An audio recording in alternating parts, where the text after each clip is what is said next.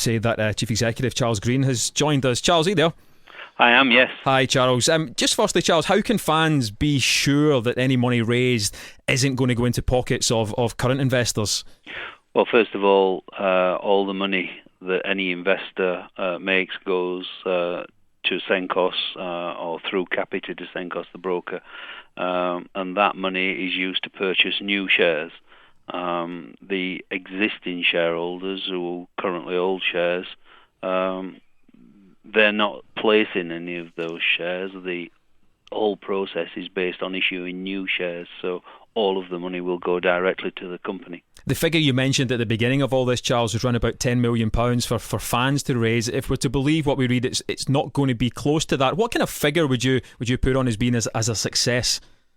Well, look, the reality is it's challenging times. It's before Christmas. Timing's awful. I mean, there's a whole raft of reasons why we shouldn't have done it. The main reason why we are doing it is that in May, when I was unveiled as the buyer of Rangers, I made a promise to fans that we'd list this year on AIM and fans would have the chance to buy shares. So, the timing couldn't have been worse with Christmas looming. However, it's fulfilling the promises. We've raised a substantial amount, as you've seen, from institutional investors. And, the money's still pouring in from fans. I mean, I have to say as well that in support of the fans' positions, that the documentation that came out from the printers, in fact, the company secretary here only got his copy on Thursday. So some of the prospectuses and the application forms that were posted by Senkos in London and by the printer on their behalf didn't reach families here in Glasgow until Wednesday or Thursday. So again, that's denied precious time. But we have to draw a line at some point, and that line, unfortunately, is 1 o'clock tomorrow. So, I think the indications are that there's something like between 3 and 5 million there at the moment. So we'll just see what happens in the next sort of 24 hours.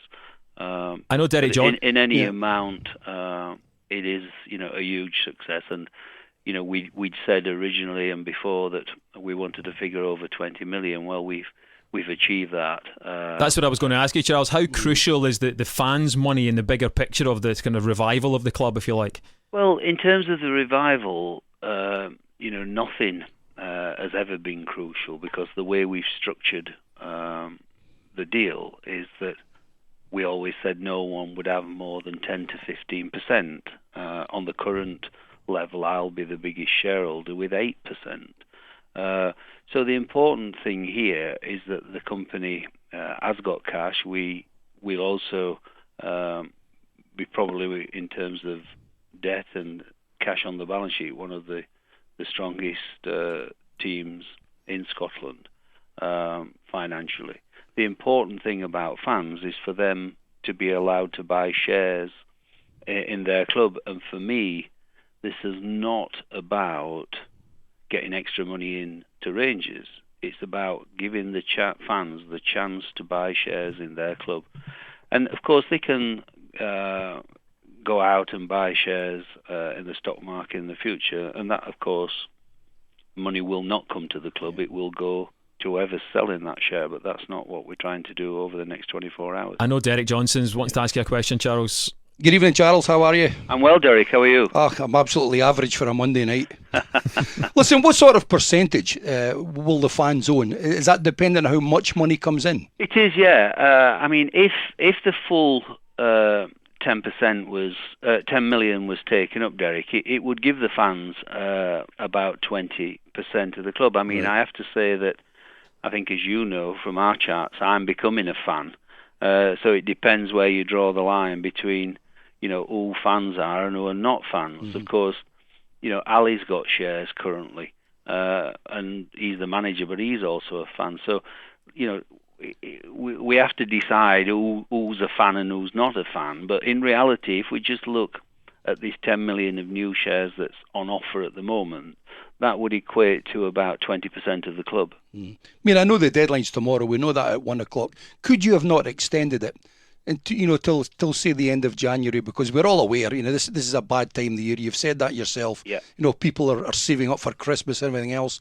They won't get another wage probably to the end of January. Exactly. Would it not have been possible, maybe to extend it to the end of January? Well, if we do that, then of course we can't float the club until that happens. And also, the issue then is if we leave it open to the end of January, Derek, then these institutions who've pledged money and have actually deposited their money, they may decide next week, next month that something else comes along, or we may have some disaster worldwide that we all see regularly that affects stock markets and things go away. So I think the important thing is that we've done all the work now, all the documentation's done, the stock exchange are satisfied that the corporate structure and that the way we're going to run this club going forward is in full accordance with the stock exchange rules and regulations, and therefore I think we need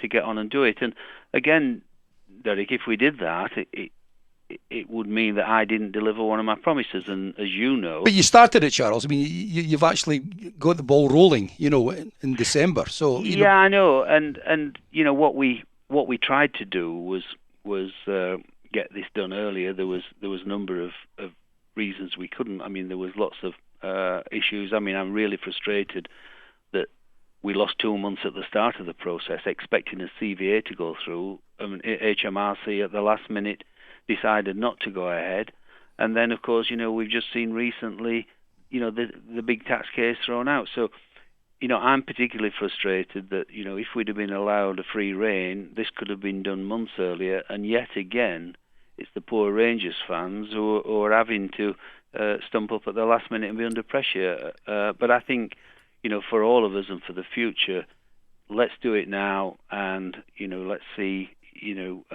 how many people can get to the deadline by tomorrow. Charles, just before you go, one quick question. You talk about the fans. They were particularly upset about some words in the Montrose programme at the weekend, referring to yourself as a new club with no history, of an element of sarcasm in what they wrote. Have you dealt with that matter? Is there anything you want to say on that? Yes, I spoke to the chairman today, and he was very, very apologetic. Montrose are putting a statement out. I've been out of the office this afternoon. I'm back here now, so I got a draft of his statement after we had a chat, and they were really as a board very, very concerned at what had gone in. They were sorry that they hadn't been checked as thoroughly as they might have wished for, and I accepted their apology. I've now put a statement out on Rangers' website saying that we accept that position, and it's absolutely ludicrous that this was put in,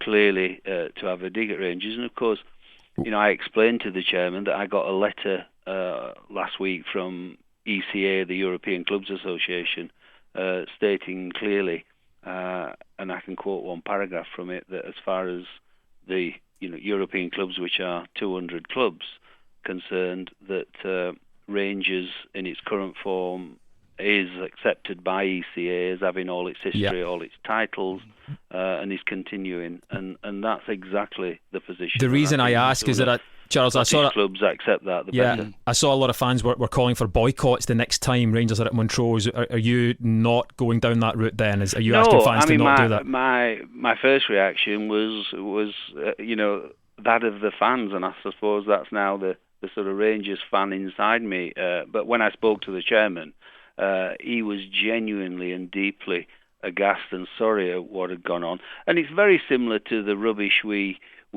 saw earlier in the year when the commentator at Falkirk was making these snide and unjustified remarks. And look, the reality is, I'm an idiot from Yorkshire, and you lot have got a lot of idiots up here as well.